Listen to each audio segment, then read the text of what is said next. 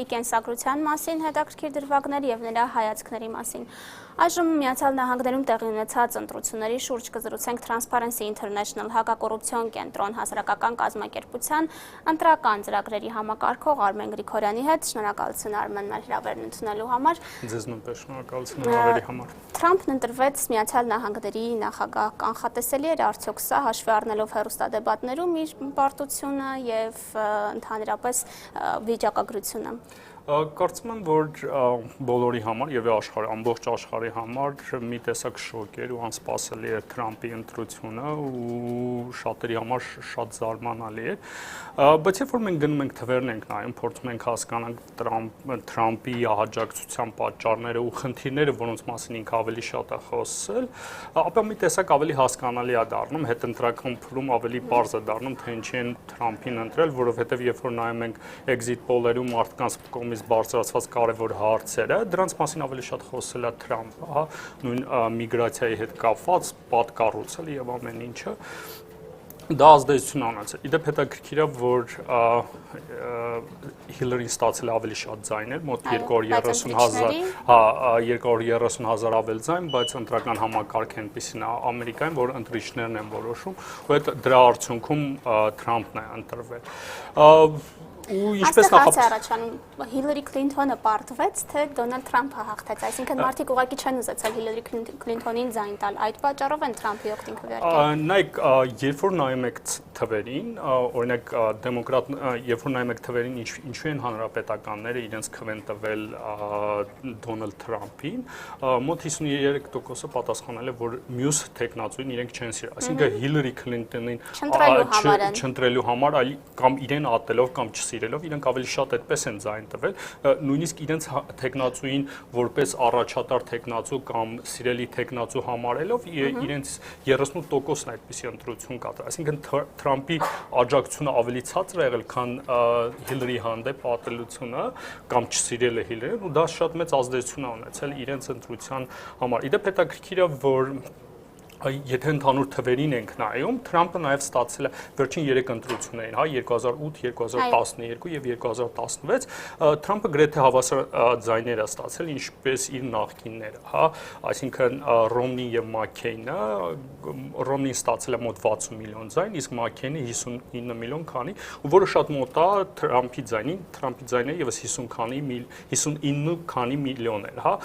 ձայները այսինքն շատ մոտ են իրար, այսինքն կուսակցական ամբողջ ձայները գնացել է ու ամերիկյան քաղաքական համակարգում սա եւս շատ կարեւոր է կուսակցական ձայները իրենք մեծ ազդեցություն են ունենում ու նույնիսկ կարող է կուսակցական տեխնացուն վատը լինի ինչպես Թրամփի մասին են շատ այդքան բացական խոսում բայց տեխնացուն ընտրվի իդեպ շատ հետաքրքիր է որ Միացյալ Նահանգների գրեթե բոլոր առաջատար լրատվամիջոցները աջակցել են Հիլարին նույնիսկ հանրապետական կուսակցության ներսում այսպես կոչված establishment-ը մեծ մասը աջակցել է այսպես ասած կենթանի նախագահներից Bill Clinton, Bush-էր, մնացած նախագահան ոչ մեկ չեն աջակցել Թրամփին, բայց հաղթել է Թրամփը, արդյունքում հաղթել է ու սա շատ հետաքրքիր է այդ տեսանկյունից, շատերը ասում են, որ Միացյալ Նահանգներում նախապես որոշում ով է նախագահ լինելու ու ժողովուրդը չի որոշում, բայց ես կարծում եմ քաղաքացիներն են միանշանակ որոշում, որովհետև եթե նայում եք նախնական փուլում, երբ որ բոլոր լրատվամիջոցները, ֆինանսական կենտրոնները, այսպես կոչված establishment-ը աջակցում է Հիլարիին, բայց արդյունքում ընտրվում է Թրամփը, ասենք, դա արդեն ցույց է տալիս, որ ժողովրդի ձայնը հաշվի առնում ու ժողովուրդն է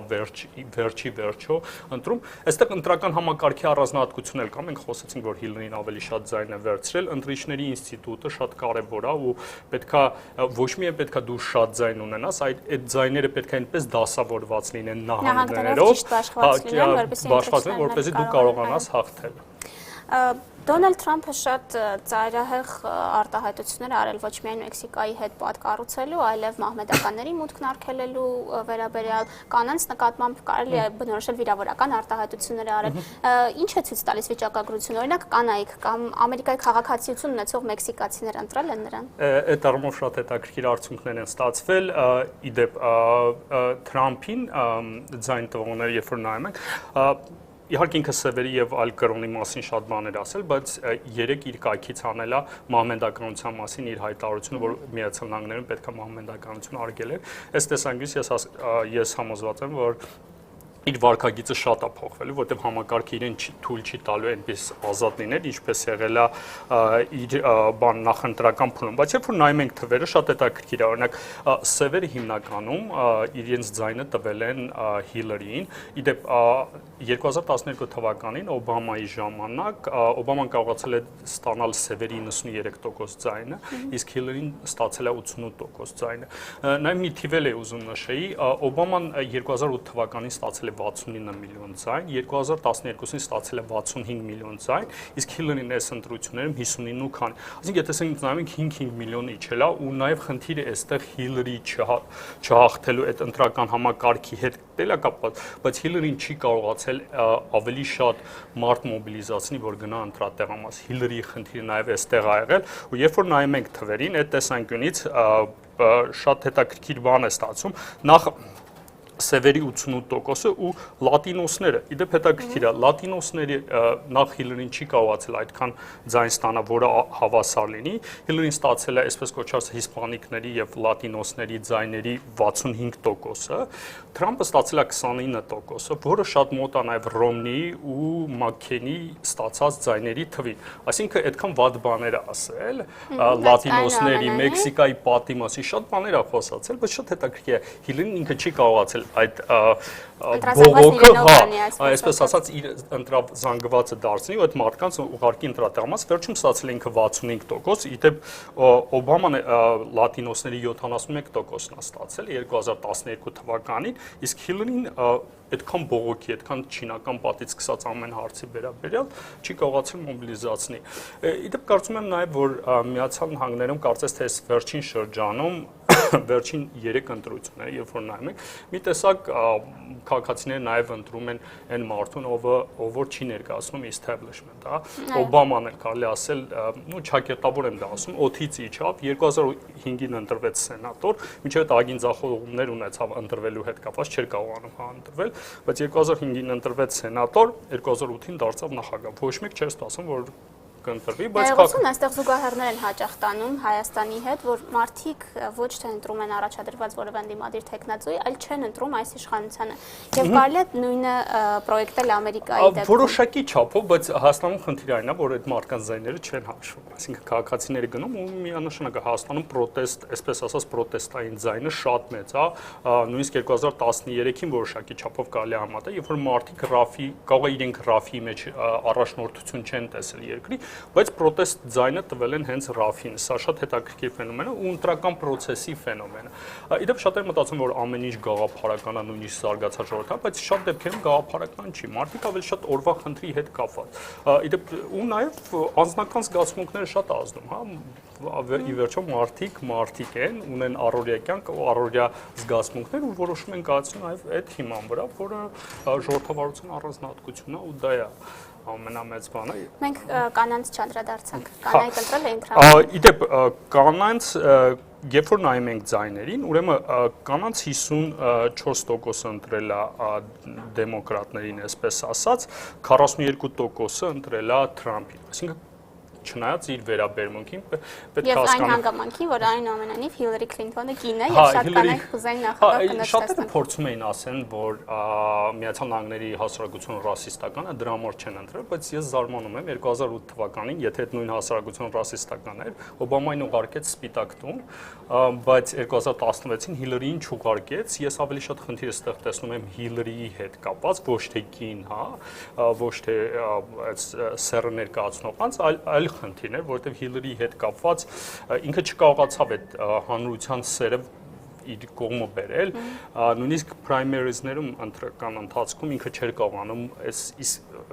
հստակ leadership վերցնել, որ ինքն է լինելու հաստատ։ Միշտ հարցականի տակ էր դրվում իր leadership-ը ու վերջում եղավ այն, ինչ եղավ, իդեպ թվերի քանակով էլ շատ քիչ է Օբամայից ստացել, վերջին ընտրություններում Օբաման 65 է ստացել, ինքը ստացել է 60-ի մոտ 59 քանիս այս տեսանկյունով կարելի ասել խնդիրը նաև չի կարողացել ուղարկի ընտրատեղամաս ու նաև խնդիրը որ նայեք երբ որ շատ հետաքրքիր է նաև այս տեսանկյունից նայել այլ ընտրությունները Միացյալ Նահանգներում ինչպես են ընթացել երբ որ հետադարձ հայացենք նայում 2008 թվականին կամ 2004 թվականին բոլոր հանրապետականների exit poll-ի ընթացքում ասում են որ երբ որ իրենց նախագահն է ասում են երկիրը շատ լավ վիճակում է ճիշտ ուղղությամբ է գնում երբ որ հակառակ կուսակցությունից է լինում Օբամայի ընթացքում բոլոր հանրապետականները ասում են սխալ ուղղությամբ է ու մնացած ասում են այլ ուղղությամբ բանը հա ճիշտ ուղղությամբ է եթե հակառակ կուսակցությունից է միշտ ասում են սխալ է հիմնականում կա նաև այսպես երևի ասեմ պատմական վիճակագրություն որ հանրապետականներին փոխարինում են դեմոկրատները ճիշտ է դեմոկրատները շատ հաճախ նաև երկու ընթացք են ունենում, այսինքն երկուական 4 տարով, այս առումով կանխատեսելի չէ, որ դեմոկրատ Օբամայից հետո հանրապետական Թրամփը պետք է լինի նախագահ։ Որոշակի չափով ես այլ տեսանկյունից կնայի, եթե նայեք Ռեյգանը 80-88 թվականի նախագահությունից հետո հանձնեց Բուշին, մեծ Բուշին, հա, հայր Բուշին ու կարելի ասած հանրապետական ուղղությունը շարունակեց, իդեպ որոշակի չափով հանրապետականներն ու այսպես ասած ճակերտավոր ասած հանրապետական աստված է այս պահին հանդիսանում է Ռեյգանը ու դեմոկրատների համար էլ այս պահին հանդիսանում է բանը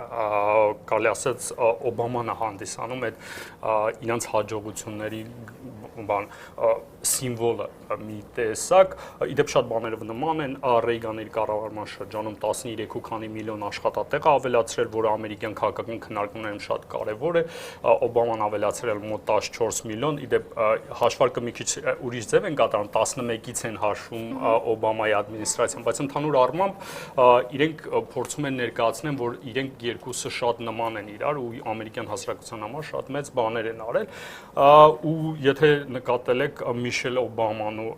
Բարակ Օբաման շատ մեծ աջակցություն են ցույց տվել Հիլարիին հիշում եք Միշելի ելույթը որը այսպես ասած ցնցեց համացանցը որովհետև շատ լավ ելույթ էր կարելի ասած մի տեսակ ոչնչացրեց Թրամփին ամերիկյան հասարակության թվում էր թե նույնիսկ հիմա խոսում են որ 2020-ի տեխնացուն կարող է լինի Միշել Օբաման էլ իր բոլոր այսպես ասած հնարավորություններով աջակցեց, բայց արդյունքում մնաց էլի կարևոր Հիլարին ինքը պետք է ինչ-որ բան աներ, որը չկարողացավ անել ու այստեղ էր նաև խնդիրը, որ Հիլարին չկարողացավ ընտրվել։ Արտաքին քաղաքականությանը դեռ կանդրադառնանք, ամերիկյան հասարակությունը ինչ ակնկալիք ունի ներքին դաշտում, ներքին սպառման համար, ինչ պետք է անի Թրամփը։ Նայեք, երբ որ արտաքին քաղաքական, երբ որ հարցեր են ուղղվել, եթե փորձեմ այդ մասին անդրադառնալ, թե որն է կարևոր իրենց համար ընտրություն կատարելու տեսանկյունից, հանրապետականները ասել են, որ իրենց համար շատ կարևոր է արտաքին քաղաքականությունը, բնականաբար տնտեսության իրավիճակը ու հանրապետականները կարելի ասած շատ պեսիմիստ են ապագայի նկատմամբ, ավելի շատ դեմոկրատներն են ապագայի նման շատ դրական ու փոփոխությունների միակ շանսը կարելի ասած դեմոկրատները տեսնում էին այսպես ասած կներեք հանրապետականները տեսնում էին Թրամփի մեջ, որովհետև ինքը միակ տեխնացուն էր ու երբ որ հարցնում էին որակավորում բավարար ունի այդ աշխատանքը կատարել հանրապետականների շատերը նույնիսկ պատասխանում էին որ ոչ չունի բայց իրենք ասում էին որ իրենք գնացել են ընտրության Հիլարիի դեմ ընտրելու այս շատ հետաքրքիր ֆենոմեն էր այս տեսանկյունից արտաքին քաղաքականությունը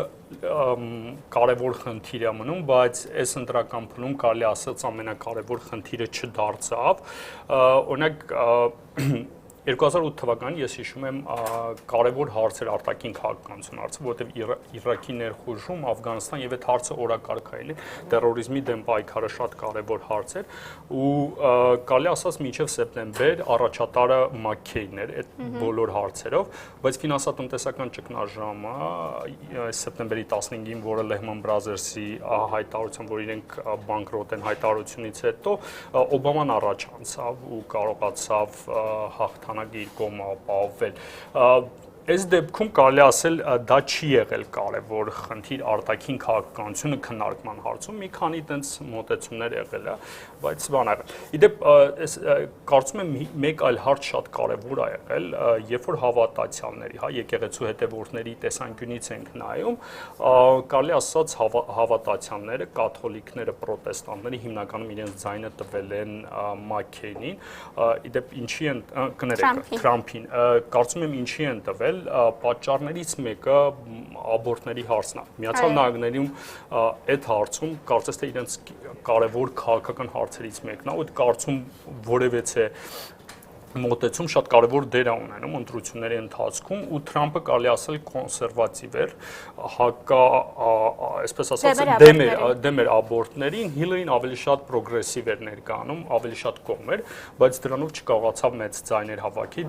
երբ որ թվերը նայում ենք, տեսնում ենք, որ հավատացյալների մեծ մասը ընտրել է Թրամփին, միայն հրեաներն են, որպես հավատացյալներ, որպես իրենց կրոնի հետևորդներ, ամենամեծ ձայնը տվել են Հիլարին 60 քանի տոկոս ասում, բայց հայկական համայնքի մասին որևէ տեղեկություն։ Հայկական համայնքի մասին չկա որևէ տեղեկություն, ընդհանուր էքզիտ պոլերում նախ հայկական համայնքը շատ փոքր է այդ տեսանկյունից, թվերի տեսանկյունից, կենտրոնացած է հիմնականում Կալիֆոռնիայի ամբողջ Միացյալ Նահանգների վրա պրոյեկտելը շատ դժվար է լինելու, պետք է եւի ավելի շատ այդ թվերին նայել, անկեղծ ասած չեմ նայել այդ թվերին ու նաեւ հայկական լոբին շատ пассив է եղել։ Եվ հաջորդ գործոնն ընտրությունների վրա ազդող Թրամփը բազմիցս հայտարարություններ էր անում Ռուսաստանի եւ Պուտինի վերաբերյալ իր համակրանքը հայտնելով։ Կարելի ասել, որ ամերիկյան հասարակությունը հույսեր ունի, որ Ռուսաստանի հետ հարաբերությունների մերձեցում կլինի Թրամփի ընտրությամբ։ Իդեպ շատ հետաքրքիր ֆենոմենալ իրավիճակ է ստեղծվել այդ առումով, ում են այս հարցերի հետ չկապված ընդհանուր ամերիկյան հասարակությունը այս պահին կուսակցական տեսանկյունից շատ բևեռացված է, երբ որ նայում ենք Pew Center-ի research-ների հետազոտություններին, մենք տեսնում ենք, որ ինչպես են հանրապետականները եւ դեմոկրատները շատ մոտիկ լինելով պատմականորեն, 20-րդ դարում իրարից հեռացել ու ծայրահեղեցել իրենց մոտեցումներ։ Վերջերս մեկ հարցումի շրջանակներում, երբ որ հարցում էին ով է ամենավտանգավոր առաջնորդը աշխարհի, դեմոկրատների մեծ մասը պատասխանում էր, որ Պուտինն է, հանրապետականների մեծ մասը ի հետաքրքրություն բոլորի համարում են Օբամային։ Օբամայի հանդեպ ատելությունը հանրապետականների դժվար է պատկերացնել սպայն, որտեղ շատ մեծ է ու իրենք շատ մեծ ատելություն են։ Նույնիսկ իրենք Օբամային չսիրով շատերը Թրամփին են պաշտպանել, զուտ Օբամային չսիրով։ Սա շատ մեծ խնդիր է Օբամայի համար սենատում եւ ներկայացուցիչների պալատում իր հանդեպ այդ հանրապետականների վերաբերում շատ ուժեղ Fox News եւ մնացածները շատ վատ են իրեն վերաբերվում։ Այս տեսանկյունից Ռուսաստանը կարծես է թվում է թե ինչ որ ազդեցություն է, բայց ես համոզված եմ Ռուսաստանը իրականում մեծ ազդեցություն չունի ամերիկյան քաղաքականություն, հասարակության մեջ ընկալումը շատ թույլ է։ Դեմոկրատները օրինակ կարող են համարեն Ռուսաստանին ու առաջատարներն համարեն Ռուսաստանին վտանգ, բայց հանրապետականները համարեն Օբամային որպես առաջնորդ, որ վտանգ է ներկայացնում։ Բայց կանխատեսելի ամեն դեպքում սերտեցում Ռուսաստանի եւ Ռուսաստանի հետ ես կարծում եմ, որ Ռուսաստանի եւ Միացյալ Նահանգների խնդիրները ոչ թե անձերի հետ է կապված, այսինքն Պուտին, Օբամա, այդպիսի խնդիրը, այլ ընդհանուր երկրների շահերը իրար հետ բախվում են։ Ու նույնիսկ եթե Թրամփը լինի, ցանկացած մեկը լինի, ով շատ սիրի Պուտինին կամ շատ ատի Պուտինին, իրավիճակը մեծ հաշվով չի փոխվելու, որովհետեւ իրենց հարաբերությունների գլխավոր գործոնը շահերն է, որոնք իրար հետ բախվում են, ու այդ շահերը իրար հետ չեն գծվում, ու ես կարծում եմ չնայած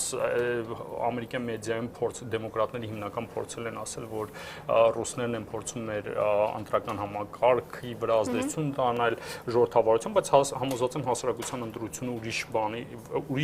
ուրիշ հիմունքներ է ունեցել։ Ռուսաստանը այդտեղ որևէ կարելի ասել շատ քիչ դեր է ունեցել Ռուսաստանը այդտեղ որպես դերակատար։ Խոսում են շատ, որ WikiLeaks-ի հետ կարող է Ռուսաստանը կապված լինի, որովհետև WikiLeaks-ը մենակ հրապարակում էր Հիլարի նամակները, երբեք չի հրապարակել Թրամփի հետ կապված, ու հնարավոր է, որ ռուսներն են հեք արել ինչ-որ ինֆորմացիա ու տրամադրել WikiLeaks-ին, WikiLeaks-ն էլ բաց ռեսուրս է, կարող է ռուսական անվտանգության ուժերը օգտագործում են այդ տեսանկյունից, բայց կրկին ես չեմ կարծում, որ էլի դա է ամենակարևոր ազդեցությունը ունեցել,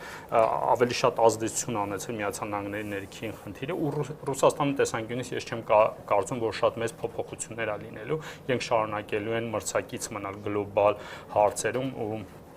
ճիշտ է, նախագահը մեծ կարևոր դեր ունի միջազգային հարաբերություններում ու արտաքին քաղաքականության մշակման, բայց պետք է հաշվի առնել, որ Միացյալ Նահանգներում կան բազմաթիվ կենտրոններ, որոնք ազդեցություն են ունենում Միացյալ Նահանգների արտաքին քաղաքականության վրա, եւ Թրամփը չի կարող անել միանգամից։ Նույնիսկ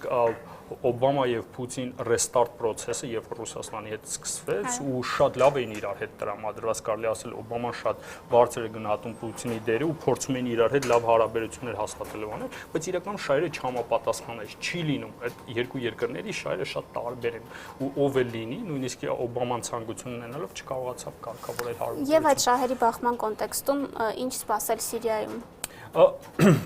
Սիրիայում իրավիճակը ես կարծում եմ այնքան է դժվարացել, այնքան են սուբյեկտները շատացել, նույնիսկ Ռուսաստան, եթե Ռուսաստան Միացյալ Նահանգներ համաձայնություն լինի, այնտեղ կա ISIS, այնտեղ կա Թուրքիա, այնտեղ կա Սիրիայի կառավարություն, այնտեղ կա Սաուդյան Արաբիա, այսինքն այնքան գործոններ, այնքան սուբյեկտներ կան այդ կոնֆլիկտում շատ մեծ ներգրավվածություն ունեցող, որ գրեթե ելքը շատ դժվար է պատկերացնել, թե ինչպես կարելի է Ռուսաստան Միացյալ Նահանգներ հարաբերությունների սերտացման պայմաններում լուծել, որովհետև ինչ որ մի պահ իսկապես Քերին ու Լավրովը ինչ որ համաձայնությունների եկել էին, բայց կրկին չկարողացան իրենք հասկացան, որ միայն իրենց ուժերը բավարար չի այդ հարցը լուծելու համար։ Արմեն, եւ վերջում մոտ 6 ամսից Հայաստանում խորհրդարանի ընտրություններ են, գոնե մի քանի տոկոս հավանականություն կա, որ Հայաստանում կարող է հաղթել մի ուժ, որին դեմ է մեդիադաշտը, որը իշխանության ներկայացուցիչ չի եւ նրա հաղթանակը այսպես անակնկալ կլինի հանրության համար։ Նայեք, որոշակի չափով, քանի որ ընտրական ինստիտուտը կայացած չի ու ընտրություններում ագին ընտրակեղծարարություն են տեղի ունենում, դրա համար Հայաստանում, այսպես ասած, անսպասելի ելքեր դժվար է սպասել։ Նորից եթե Միացյալ Նահանգներին ենք նայում, բոլորը շատ քչերն էին, շատերը կարող են այս բանը ասել, որ մենք համոզված ենք, որ Թրամփը հաղթել է, բայց ես համոզված եմ, որ իրենք նույնիսկ ընտրական համակարգի մասին շատ լավ տեղեկացված չեն։ Նույնիսկ չգիտեն, որ Հիլարին ավելի շատ ձայն է հավաքել, քան Թրամփը, իրենք մտածում են, որ Թրամփը շատ ձայն է հավաքել, դրա համար հաղթել է։ Բայց Հայաստանում այդպես չի, Հայաստանում մի քիչ այլ խնդիր կա ու մենք այսօր աշխատում ենք այդ ուղղությամբ, մենք փորձելու ենք քաղաքացի դիտորդի շրջանակներում 4000 դիտորդ ունենալ բոլոր ընտրատեղամասերում, որպեսզի կարողանանք ընտրությունների ինստիտուտը կայացնել, դեպ Միացյալ Նահանգների ընտրական ինստիտուտը այսօր ինչպեսին կա, 19-րդ դարում շատ տարբերում էր ու շատ ավելի մոտ էր Հայաստանի ընտրական համակարգին, բայց այնտեղ մարդիկ, քաղաքացիներ իրենց ամենօրյա աշխատանքով, իրենց ամենօրյա պայքարով փոխել են կայացրել են այդ ինստիտուտը։ Դրա համար Հայաստանում էլ մենք պետք է աշխատենք ու եթե լավ աշխատենք ու եթե հասարակությունը, քաղաքացիական հասարակությունը, կուսակցությունները մեծ ջանք դնեն ազատ արդար ընտրություններ ունենալու հարցում, ապա ես համոզված եմ մեծ փոփոխություններ կլինի, հա, ու նույն այդ ելքը այնպես չի լինում, ինչպես կանխատեսում են, հա, շատերը։ Շնորհակալություն Արմեն, իմ զրուցակիցը Արմեն Գրիգորյանն է, Transparency International հակակոռուպցիոն կենտրոնի ընտրական ծրագրերի ղեկավար։